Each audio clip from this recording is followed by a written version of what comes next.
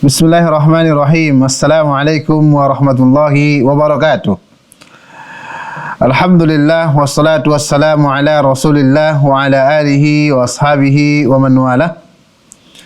Sahabat Akademi Nur yang dimuliakan oleh Allah Subhanahu wa taala. Kita berdoa kepada Allah Subhanahu wa taala agar kita senantiasa diberikan kemudahan dalam menuntut ilmu agama, karena Rasulullah sallallahu alaihi wasallam bersabda, "Man yuridillahu bihi khairan yufaqihu fid din." Siapa saja yang Allah inginkan bagi dia kebaikan, Allah mudahkan baginya untuk memperdalam ilmu agama. Mudah-mudahan kita semua dimudahkan oleh Allah Subhanahu wa taala dalam menuntut ilmu agama, mengamalkannya, mendakwahkannya, dan juga dimasukkan ke dalam surga Allah Subhanahu wa taala, surga Firdausil A'la. Baiklah kaum muslimin dan muslimat yang dimuliakan oleh Allah Subhanahu wa taala. Sekarang kita melangkah ke materi yang ke-17 yang kita berjudul adalah syariat zikir setelah salat. Pada materi sebelumnya kita telah membahas bagaimana tata cara salat Rasulullah sallallahu alaihi wasallam. Dan pada saat ini kita akan membahas zikir-zikir apa yang disyariatkan setelah kita salat. Setiap muslim dan juga muslimah menjalankan syariat Islam dengan berpedoman pada kitabullah, yaitu Al-Quran, dan juga sunnah Rasulullah sallallahu alaihi wasallam, yaitu hadis. Ibadah yang disyariatkan juga harus dilakukan dengan ikhlas dan juga sesuai dengan yang dicontohkan oleh Rasulullah sallallahu alaihi wasallam, termasuk zikir. Zikir adalah ibadah. Kita harus mengamalkannya dengan ikhlas dan juga harus sesuai dengan yang diajarkan ataupun yang dikabarkan kepada kita oleh Rasulullah sallallahu alaihi wasallam. Ketika umpamanya kita salat, kita melakukan dengan ikhlas karena Allah taala. Dan salat yang kita kerjakan mengikuti contoh dari Rasulullah sallallahu alaihi wasallam, begitu pula dengan ibadah-ibadah yang lain. Jika demikian, insya-Allah ibadah kita akan diterima oleh Allah Subhanahu wa taala. Agama Islam juga telah mensyariatkan kepada kita zikir yang dapat menghidupkan hati kita, membahagiakan hati kita, sehingga kita bisa terus-menerus mengingat Allah Subhanahu wa taala, Rabb kita, pencipta kita.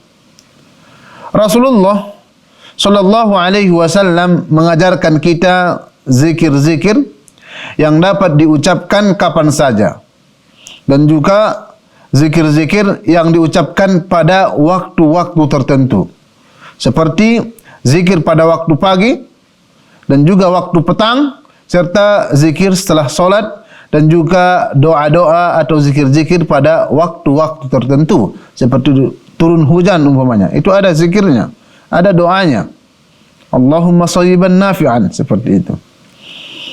Kemudian ketika seorang muslim selesai salat, dia dianjurkan untuk berzikir, tentunya dengan zikir-zikir yang disyariatkan dan juga diajarkan oleh Rasulullah sallallahu alaihi wasallam.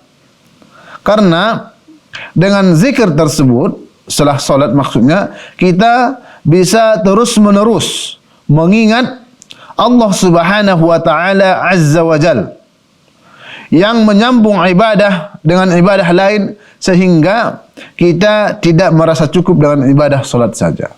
Kita katakan tadi salat ibadah, kemudian setelah salat kita berzikir. Jadi ibadah salat disambung dengan ibadah zikir. Dengan ini kita terus-menerus mengingat Allah Subhanahu wa taala, pencipta kita. Baiklah sahabat Akademi Nur yang dimuliakan oleh Allah Subhanahu wa taala. Dalam zikir setelah salat, hendaknya kita mengikuti tuntunan Rasulullah sallallahu alaihi wasallam dengan bacaan zikir yang diajarkan.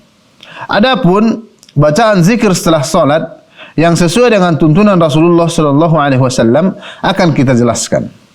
Yang pertama adalah ketika kita selesai salam, Assalamualaikum warahmatullahi, Assalamualaikum warahmatullahi umpamanya.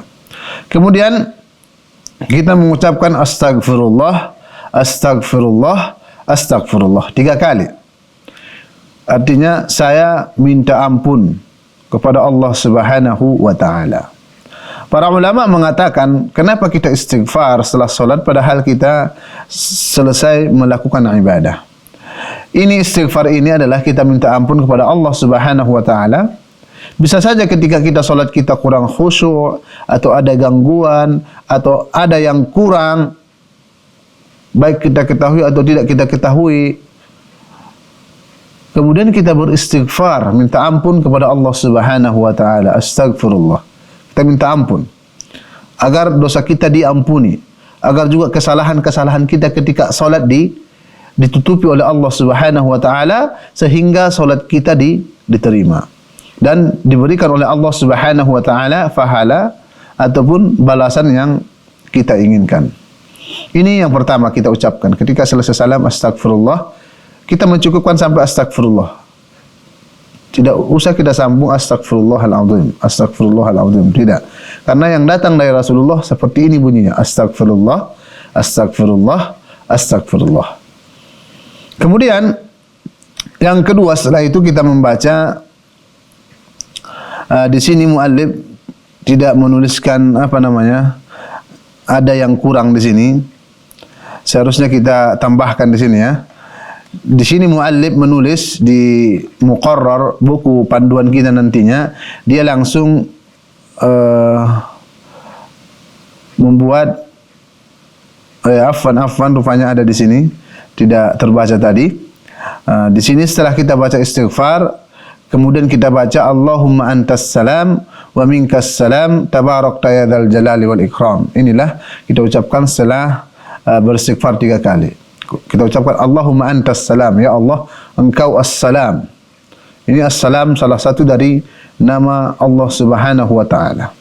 As-salam, kita meyakini bahwasanya Allah Subhanahu wa taala lah yang memberikan kita kesejahteraan, kebahagiaan, dan juga kita meyakini bahwasanya Allah Subhanahu wa taala selamat atau terlepas dari segala kekurangan dan juga segala celaan aib Allah Subhanahu wa taala. Karena Allah memiliki nama As-Salam, Maha selamat, istilahnya selamat dari segala aib, kekurangan. Ini yang kita yakini. Wa minkas salam, dan dari Allah Subhanahu wa taala lah kesejahteraan itu, kebahagiaan itu, kita yakini. Kemudian tabarakta ya dzal jalali wal ikram. Allah Subhanahu wa taala memiliki tabarak. Apa artinya? Kebaikan yang sangat banyak. Kebaikan yang tidak putus. Dari Allah lah asal kebaikan itu. Seolah-olah kita mengatakan, ya Allah engkau memiliki kebaikan yang sangat banyak, maka berikanlah kepadaku. Kita meminta kepada Allah Subhanahu wa taala. Kita sangat butuh kepada pencipta kita Allah Subhanahu wa taala. Kemudian kita katakan ya dzal jalali wal ikram, yang memiliki keagungan, yang memiliki kemuliaan. Keagungan jelas, al-uzmah. Allah sangat agung, sangat besar, dan juga maha mulia, memuliakan hamba-hambanya yang soleh seperti al-anbiya war rusul, dan juga memuliakan hamba-hambanya yang jujur, memuliakan hamba-hambanya yang bertakwa. Allah masukkan mereka ke dalam surga Allah Subhanahu wa taala. Kita berdoa kepada Allah Subhanahu wa taala agar kita juga dimasukkan ke dalam surga Allah Subhanahu wa taala, surga Firdausil A'la. Baiklah, sahabat Akademi Nur yang dimuliakan oleh Allah Subhanahu wa taala. Dan setelah kita mengucapkan astagfirullah, astagfirullah, astagfirullah, kemudian mengucapkan Allahumma antas salam wa minkas salam tabarakta ya dzal jalali wal ikram, maka jika kita imam, sebelum kita mengucapkan zikir yang kita katakan ini, jangan dulu kita berbalik arah ke arah makmum. Namun setelah kita membaca ini Allahumma antas salam wa minkas salam tabarakta ya dzal jalali wal ikram, kemudian kita mengarahkan wajah kita kepada makmum. Inilah yang diajarkan oleh Rasulullah sallallahu alaihi wasallam. Kemudian zikir yang selanjutnya adalah la ilaha illallah wahdahu la syarika lah, lahul mulku wa lahul hamdu wa huwa ala kulli syai'in qadir. Allahumma la mani'a lima a'tait wa la mu'tiya lima mana', wa la yanfa'u dzal jadd minkal jadd. Ini merupakan kalimat yang sangat agung, yaitu la ilaha illallah, kalimatut tauhid. Kalimat yang sangat agung, kalimatul ikhlas, tiada ilah yang berhak diibadahi melainkan Engkau ya Allah. La syarikalah, tidak ada sekutu bagimu. Kita meyakini ilah yang berhak disembah hanyalah Allah Subhanahu wa taala. Tidak ada sekutu buat Allah Subhanahu wa taala, karena perbuatan syirik merupakan dosa besar yang tidak Allah ampuni pelakunya jika dia tidak bertaubat dalam keadaan seperti itu.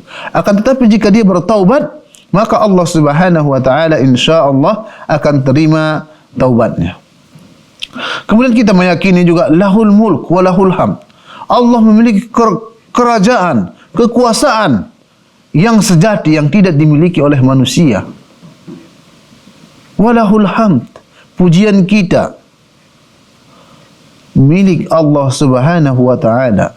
Pujian yang sangat agung kita arahkan kepada Allah Subhanahu wa taala. Wa huwa ala kulli syai'in qadir.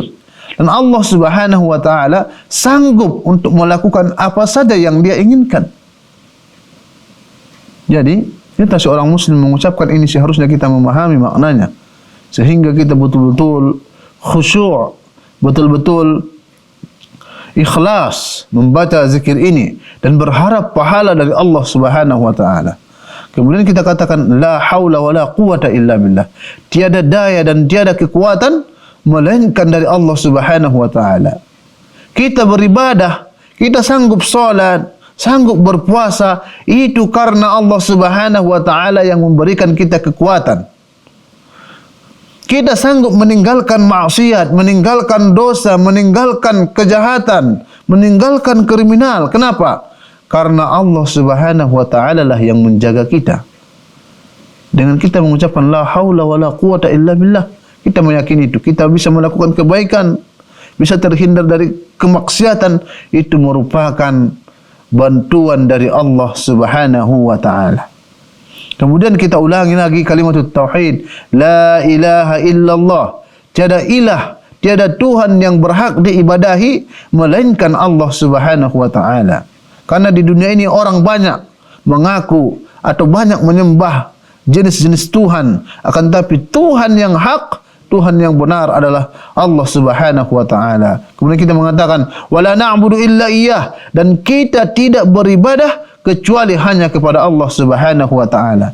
Jadi seluruh jenis ibadah, seluruh ibadah yang kita laksanakan harus kita niatkan kepada Allah Subhanahu wa taala. Kurban kita, puasa kita, zakat kita, kita niatkan kepada Allah Subhanahu wa taala, dan juga segala jenis ibadah. Kemudian kita mengatakan lahun ni'matu wa lahul fadlu wa lahul thana'ul hasan. Milik Allah lah nikmat itu, nikmat anugerah, keimanan, ketakwaan, nikmat rezeki, itu milik Allah Subhanahu wa taala yang Allah berikan kepada kita, itu titipan. Dan juga keutamaan itu milik Allah Subhanahu wa taala. Walahu tsana'ul hasan. Dan kita juga memuji Allah Subhanahu wa taala, senantiasa bersyukur memujinya dengan pujian yang baik, pujian yang benar. Kemudian kita ulangi lagi la ilaha illallah, tiada ilah yang berhak diibadahi melainkan Allah Subhanahu wa taala. Mukhlishina lahud-din walau karihal kafirun. Mukhlishina lahud-din, kita ikhlas dalam beragama ini kepada Allah Subhanahu wa taala. Kita ikhlas melaksanakan salat yang barusan kita lakukan. Ini kan zikir setelah salat. Mukhlisin, kita ikhlas. Kita melaksanakannya sesuai pada waktunya dan ikhlas, dan sesuai dengan tuntunan Rasulullah sallallahu alaihi wasallam, walau karihal kafirun. Walaupun orang-orang yang tidak beriman itu iri, benci kepada kita, tetap kita meyakini Allah adalah Rabb kita. Sahabat Akademi Nur yang dimuliakan oleh Allah Subhanahu wa taala, sungguh sangat agung zikir yang kita baca ini. Zikir yang mengandung tauhid, zikir yang mengandung pengesaan kepada Allah Subhanahu wa taala. Dan juga di sini kita mengatakan Rasulullah juga berzikir dengan Allahumma la mani'a, Allahumma la mani'a lima a'tait. Kita meyakini, ya Allah, tidak ada yang bisa menahan apa saja yang Engkau berikan. Dan sebaliknya, wala mu'tiya lima mana'at. Dan tidak ada yang bisa memberikan sesuatu jika sesuatu itu Engkau tahan. Wala yanfa'u dzal jad minkal jad. Dan tidak bermanfaat harta orang-orang yang kaya, harta orang yang kaya di sisi kekayaan Allah Subhanahu wa taala. Jadi Allah Subhanahu wa taala bisa menahan dan bisa memberikan sesuai kehendak Allah Subhanahu wa taala. Dan orang yang kaya, kekayaan mereka tidak bermanfaat atau tidak sebanding dengan kekayaan Allah Subhanahu wa taala. Allah Maha Kaya. Baiklah sahabat Akademi Nur yang dimuliakan oleh Allah Subhanahu wa taala. Di sini kita jelaskan dulu, nanti baru kita urutkan bagaimana bentuk zikir Rasulullah sallallahu alaihi wasallam. Dan juga kita sering dianjurkan juga membaca la ilaha illallah wahdahu la syarika lah, lahul mulku wa lahul hamd, yuhyi wa yumiit wa huwa ala kulli syai'in qadir 10 kali. Dan sebagian ulama mengatakan ini hanya untuk solat fajar dan juga solat maghrib. Allahu alam, yang paling rajih memang di situ. Dan walaupun kita baca setelah solat yang lain itu tidak masalah. Kemudian membaca zikir juga Allahumma a'inni ala dzikrika wa syukrika wa husni ibadatik. Dan di akhir solat pada saat berzikir kita juga membaca Allahumma a'inni, ya Allah bantulah aku agar senantiasa bisa berzikir mengingatmu, dan juga wa syukrik, agar bisa senantiasa bersyukur kepadamu, wa husni ibadatik, dan juga bisa beribadah dengan ibadah yang benar. Ibadah yang benar jelas, ikhlas kepada Allah Subhanahu wa taala, dan juga sesuai dengan tuntunan dan ajaran Rasulullah sallallahu alaihi wasallam. Kemudian setelah itu kita membaca subhanallah 33 kali, alhamdulillah 33 kali, kemudian Allahu Akbar 33 kali, dan jumlahnya itu menjadi 99 kali. Kemudian kita sempurnakan menjadi 100 dengan la ilaha illallah wahdahu la syarikalah, lahul mulku wa lahul hamd wa huwa ala kulli syai'in qadir. Kemudian setelah itu kita membaca ayat kursi. Ayat kursi jelas, ayat yang sangat agung, ayat paling agung di Al-Quran, yaitu Allahu la ilaha illa huwal hayyul qayyum la ta'khudhuhu sinatun wa la naum lahu ma fis samawati wa ma fil ard man dhal ladzi yashfa'u 'indahu illa bi idhnihi ya'lamu ma bayna aydihim wa ma khalfahum wa la yuhaytuna bi syai'in min 'ilmihi illa bima syaa' wasi'a kursiyyuhu as-samawati wal ard wa la ya'uduhu hifdhuhuma wa huwal 'aliyyul 'azim. Ini ayat yang sangat agung, memiliki keutamaan yang sangat agung juga. Dan saya harapkan kepada peserta Akademi Nur yang dimuliakan oleh Allah Subhanahu wa taala agar membaca keistimewaan surah atau ayat kursi ini. Setelah kita membaca ayat kursi, maka kita membaca surah Al-Ikhlas. Surah Al-Ikhlas tentunya surah At-Tauhid yang menjelaskan tentang tauhid, keimanan kita kepada Allah Subhanahu wa taala. Kita katakan Qul huwallahu ahad. Kita baca dulu bismillahirrahmanirrahim, kemudian qul huwallahu ahad, Allahus samad, lam yalid wa lam yulad wa lam yakul lahu kufuwan ahad.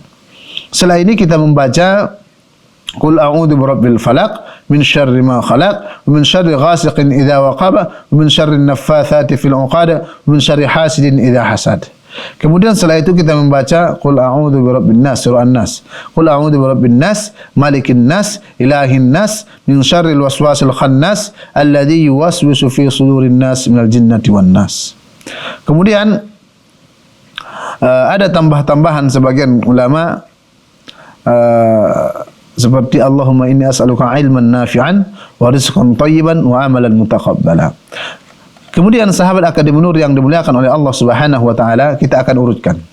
Yang pertama Setelah salam kita membacakan istighfar 3 kali. Astagfirullah, astagfirullah, astagfirullah. Kemudian Allahumma antas salam wa minkas salam tabarakta ya dzal jalali wal ikram. Ini yang jelas dari Rasulullah. Ini yang ada dalilnya. Adapun yang dibaca orang Allahumma antas salam wa minkas salam dan ada tambahan wa ilaika ya'udus salam, itu tidak ada dasarnya dari Rasulullah sallallahu alaihi wasallam.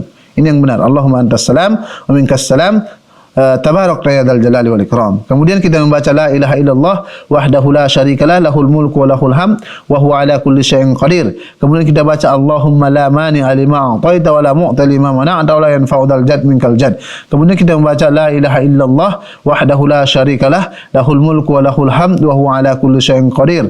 Kemudian kita baca la haula wa la quwwata illa billah. Kemudian kita baca la ilaha illallah wa la na'budu illa iyyah lahun ni'mah wa lahul fadl wa lahu tsana'ul hasan la ilaha illallah mukhlishina lahuddin walau karihal kafirun. Nah, sampai di sini maka sebagian ulama mengatakan jika salat subuh dan juga salat maghrib maka boleh kita tambahkan la ilaha illallah wahdahu la syarikalah lahul mulku wa lahul hamd yuhyi wa yumiit wa huwa ala kulli syai'in qadir 10 kali. Kemudian setelah ini kita membaca tasbih 33 kali subhanallah, alhamdulillah, Allahu Akbar juga semuanya 33 kali menjadi jumlahnya 99. Kemudian kita genapkan menjadi 100 dengan kalimat la ilaha illallah wahdahu la syarikalah lahul mulku wa lahul hamd wa huwa ala kulli syai'in qadir. Kemudian kita membaca ayat kursi, kita awali dengan ta'awudz istilahnya, yaitu minta perlindungan kepada Allah Subhanahu wa taala. A'udzubillahi minasyaitonir rajim. Kemudian kita baca ayat kursi sekali, kemudian Al-Ikhlas juga sekali, kemudian surah Al-Falaq sekali, kemudian surah An-Nas sekali. Kemudian kalaupun kita tambah dengan Allahumma inni as'aluka ilman nafi'an wa rizqan thayyiban wa amalan mutaqabbalan, itu juga tidak masalah.